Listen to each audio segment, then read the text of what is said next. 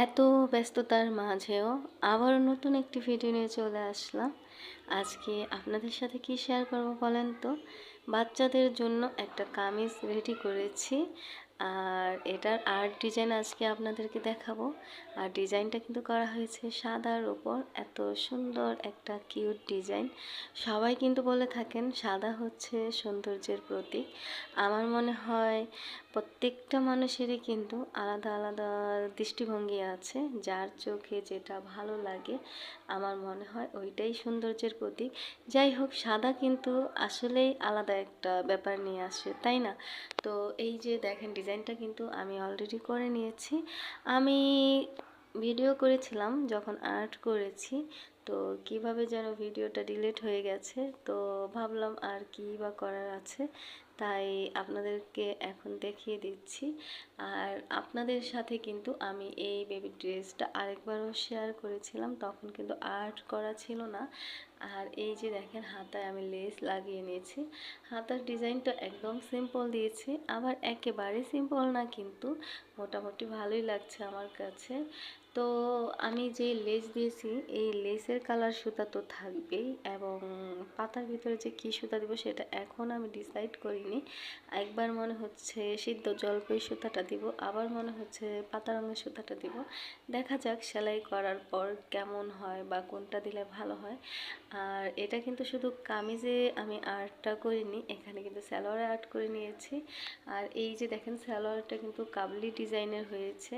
আর এই যে সালোয়ারে কিন্তু একদম ছোট্ট একটুখানি ডিজাইন, একদম সিম্পল।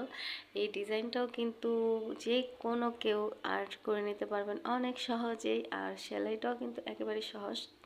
আমি কিন্তু বরাবর মতোই বলে থাকি, আমি মাত্র 2-3টা সেলাই দিয়ে সব ড্রেসগুলো কমপ্লিট করি। আসলে সেলাই করতে অনেক ডিজাইন বা অনেক সেলাই শিখতে হয় না, 2-3টা সেলাই শিখলেই সব ধরনের কিছুতে কাজ করে নেওয়া যায়। বেবি ফতুয়া, বেবি ফ্রক, বেবি কামিজ, বড়দের কামিজ, আমার মনে হয় 2-3টা সেলাই শিখেই করে নেওয়া যায়। তবে আমার কাছে তো অনেক বেশি ভালো লেগেছে আজকের এই ডিজাইনটা, আমার নিজের কাছে ভালো লেগেছে। আমি কিন্তু সবসময় মতো নিজের কাজের মূল্য নিজেই দিয়ে থাকি। আসলে অনেক আগের সবার কাছে শুনতাম, অন্যে যদি ভালো বলে তাহলে সেটাই নাকি ভালো। আমার মতে আসলে এটা একদমই না, কারণ অন্যে কখনোই কিন্তু মন থেকে আপনার জিনিসের ভালো বলবে না। কারণ আপনি যেমনই করেন না কেন, সে তো আপনার জিনিসটার একটা না একটা দোষ বের করবে। তাই আমি আমার নিজের কাজের মূল্য নিজেই দিয়ে থাকি।